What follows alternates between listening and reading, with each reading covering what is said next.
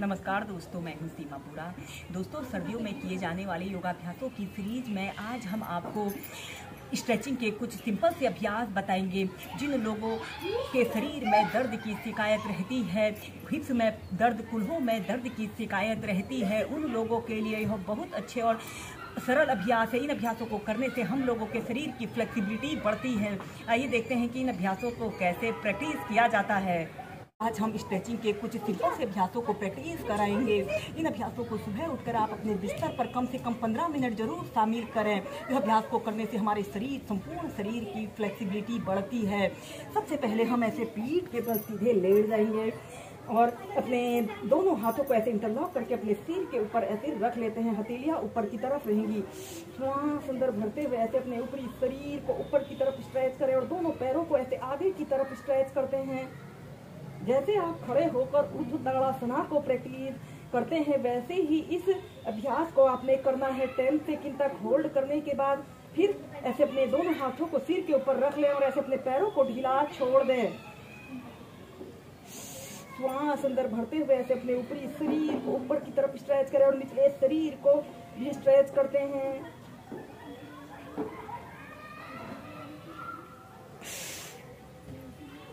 फिर सीधे ऐसे ही कम से कम 5 से 6 बार श्वास प्रश्वास के साथ कीजिए। इस अभ्यास को करते समय हमारे संपूर्ण शरीर की स्ट्रेचिंग होती है। इसके बाद हम इसी में नेक्स्ट अभ्यास करेंगे गत्यात्मक पश्चिमोत्तानासना। ऐसे ही सीधे लेट जाते हैं और दोनों बाजुओं को ऐसे अपने कान के पास सटा लेते हैं। अपने ऊपरी शरीर को ऊपर की तरफ स्ट्रेच करें और दोनों पैरों को ऐसे आगे की तरफ स्ट्रेच करते हुए लंबी गहरी श्वास अंदर भरिए और श्वास छोड़ते हुए ऐसे आगे को झुक जाते हैं। ऐसे अपने सिर को ऐसे अपने घुटनों पर लगाने की कोशिश करें। 10 सेकंड तक रुकने के बाद फिर ऐसे सीधे ऐसे गत्यात्मक पश्चिमोत्तानासना को कीजिए। ऐसे ही कम से कम 8 से 10 बार मध्यम गति के साथ करें।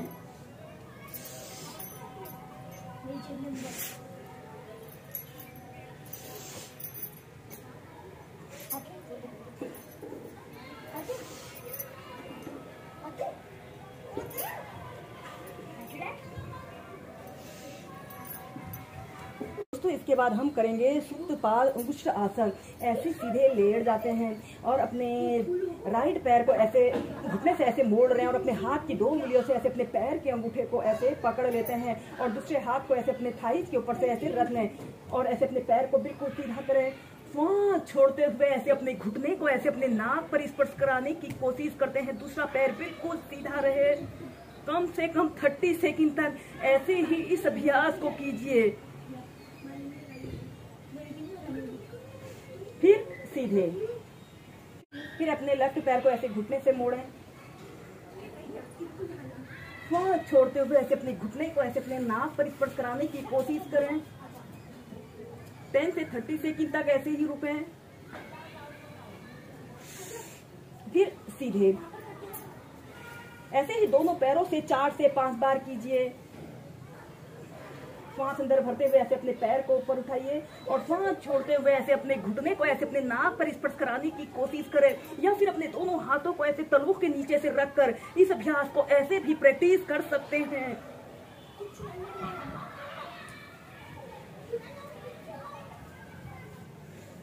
फिर सीधे फिर दूसरी साइड से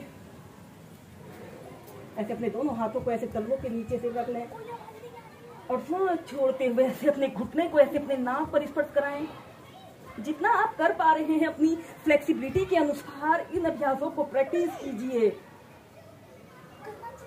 फिर सीधे ऐसे इस अभ्यास को कम से कम 4 से 5 बार करने के बाद फिर इस अभ्यास को अगर आप एडवांस अभ्यास को प्रैक्टिस कर सकते हैं तो इस अभ्यास के एडवांस अप्रोच को भी प्रैक्टिस कीजिए। ऐसे अपने राइट पैर को ऐसे घुटने से ऐसे मोड़ लें और अपने हाथ से ऐसे अपने पैर के अंगूठे को पकड़ लेते हैं और दोनों हाथों को ऐसे इंटरलॉक करके तलवों के नीचे से ऐसे रख लें और श्वास छोड़ते हुए ऐसे अपने घुटने को ऐसे अपने कान के समीप लाने की कोशिश करें। आपसे दूसरे हाथ का भी ऐसे सपोर्ट ले सकते हैं और ऐसे अपने दोनों पैरों को एक सीधाई में लाने की कोशिश करें। अपने हाथ को ऐसे अपने हिप के नीचे से भी रख सकते हैं। ऐसे दूसरा पैर बिल्कुल सीधा रहे।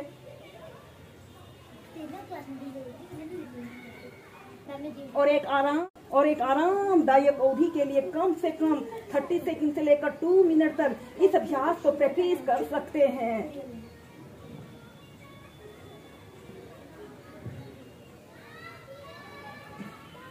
और फिर सीधे, फिर दूसरी साइड से ऐसे अपने दोनों हाथों को ऐसे अपने तलवों के नीचे से रख लें और ऐसे अपने हाथ से ऐसे अपने पंजे को ऐसे पकड़ते हुए इस अभ्यास को वेरिएशन के साथ भी प्रैक्टिस कर सकते हैं।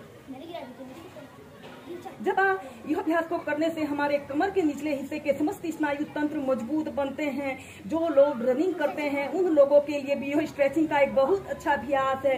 इस अभ्यास को बच्चों ने, स्टूडेंट्स ने, यंगस्टर ने अपनी दिनचर्या में जरूर शामिल करना चाहिए। और फिर सीधे, ऐसे ही दोनों पैरों से इसे आप 4 से 5 बार कीजिए।